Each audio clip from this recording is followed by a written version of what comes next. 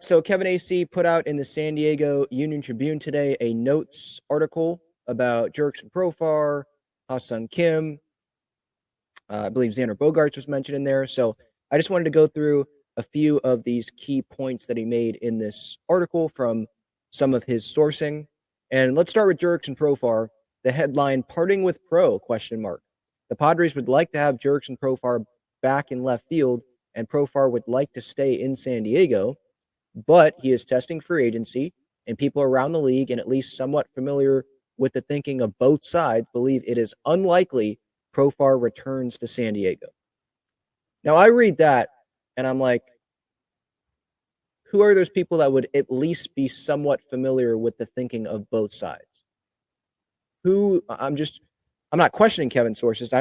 That's just me, the reader. Like, who would these people be at least somewhat familiar with the thinking? So to me, I see that and I'm like, all right, I can't take this 100%. Like, okay, he's unlikely to return. That's not where I'm at. I'm not thinking like, oh yeah, he's gone. It's too early in the offseason for me to do that. And I mean, we saw when Profar was younger a couple years ago, coming off 2022, where he goes into free agency.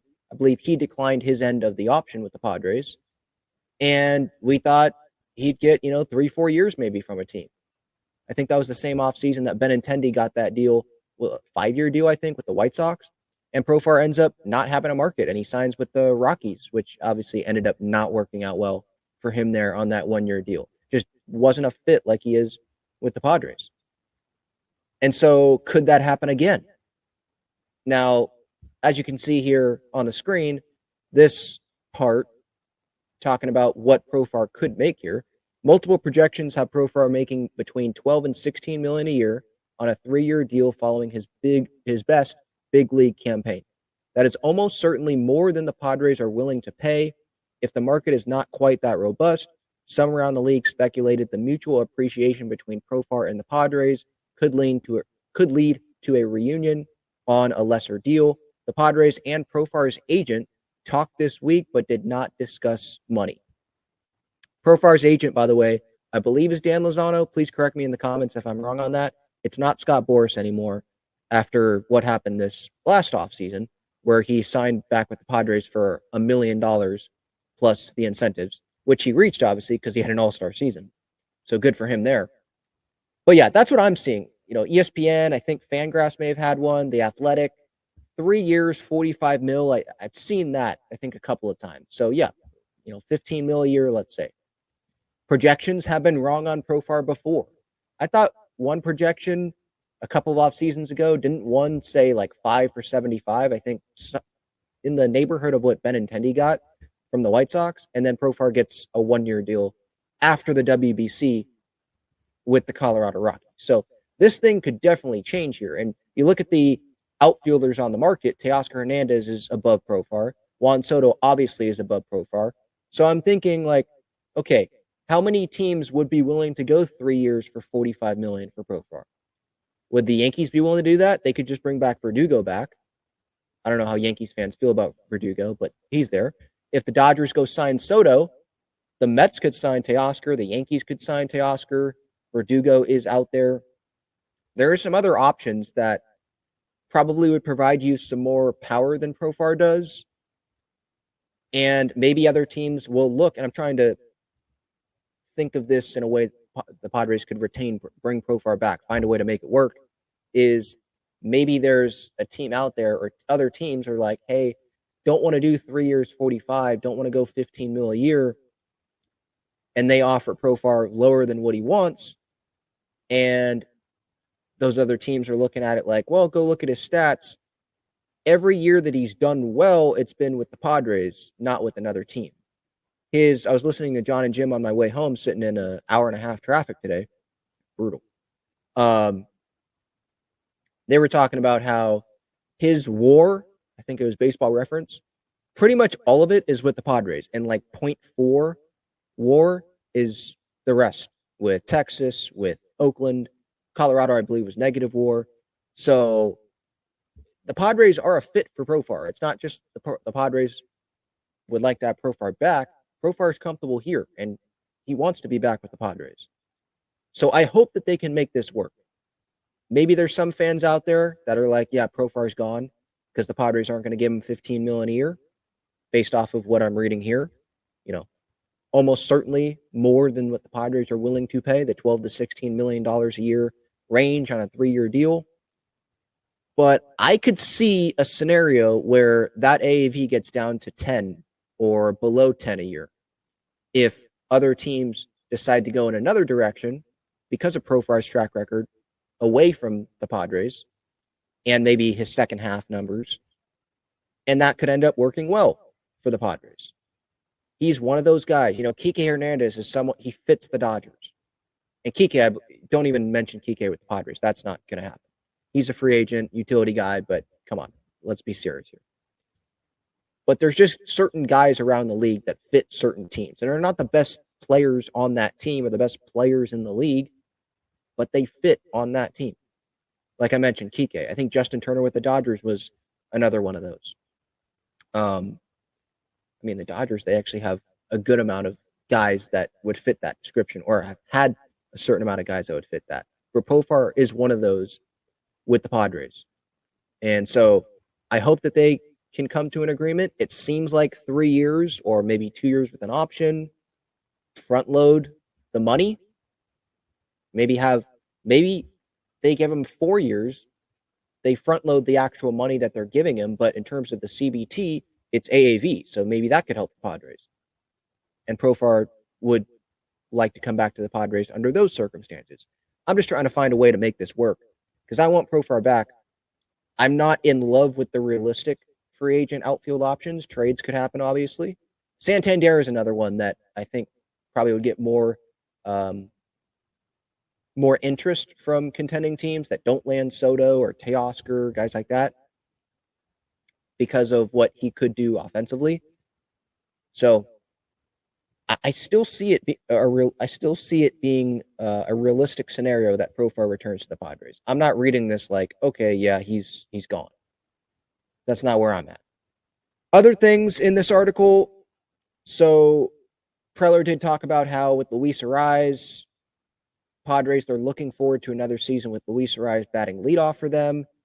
Obviously, there is the talk of potentially a trade because maybe the Padres don't want to pay him $13 million for this 1 year, or they could work out an extension and lower the AAV there, rework it a little bit there.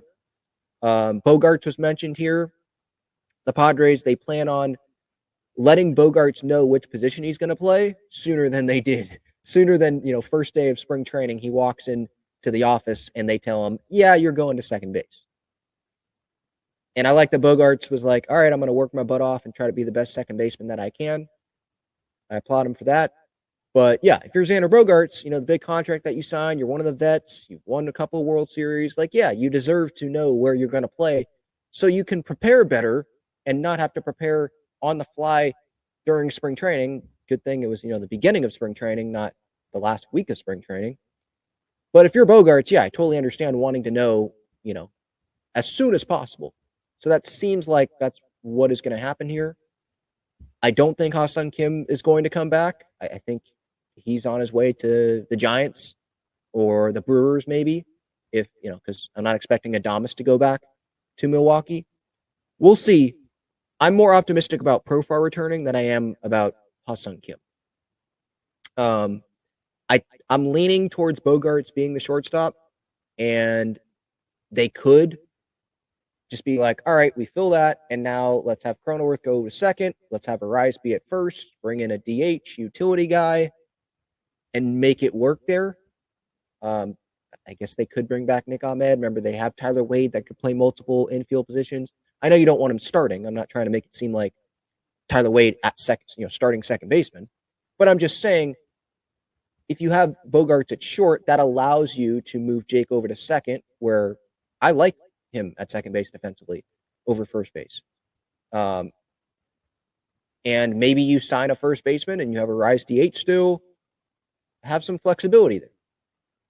I don't think Bogaerts playing shortstop is the worst thing. It just depends on what the options are. And the free agent shortstops, options, I don't think any of those are really worth signing to this 1-year guaranteed deal of, of significant money. So more than a Profar contract this past season. So like $5-10 million to go start at shortstop and have Bogart at second. And then what? You're kind of locked in there with Cronenworth at first, or, Cronenworth at first and then Arise DHing all the time. Do they want to have the DH spot only for Luis Arise? Because there could be guys that are playing through things and you want to open up that. So I'm not saying Cronenworth only would play first base, like he's versatile as well, but it's something that the Padres obviously are going to be pondering here. I did see this about Ha-Seong Kim. Kevin Acee writes, Kim is expected to miss at least the first month of the season. He's a free agent and is looking for a multi-year deal far richer than the Padres are willing to pay. So I see that, and I'm like, I know he just wrote about Profar and unlikely him returning if we're basing it off of, the 12 to 16 mil per year. But I feel like that AAV can go down. And that could happen with Kim as well. But I feel like the Giants, it seems like a really good fit there. And they have money to spend, obviously. It's not like they have an Arson Judge or a Juan Soto. I don't expect Soto to go to the Giants. I don't expect any huge free agent to go to the Giants. So shortstop, second base, that fits them. Jung-Hoo Lee, that friendship there. Aren't they brother-in-laws? Something like that. I see that happening. But Profar, I'm not closing the door on. So should we prepare for Profar to not return? I'm not there yet. Maybe some are, but it's November 7th. And it's the first report. I know Kevin Acee does thorough work, and I respect him for what he does. But just some of the wording that I saw here in this article about who the sources are, people around the league and at least somewhat familiar with the thinking of both sides on November 7th. And with some of the track record of what has happened with Profar in free agency, I'm willing to keep that gate open for Profar staying and that AAV lowering. And by the way, Kevin also wrote, I think today or yesterday, another article about the Padres not knowing what their payroll number is right now. So yeah, we should not close any gates right now on 2024 Padres return, except probably Tanner Scott, right? But Profar and Kim, but really Profar for me, I'm not closing that gate.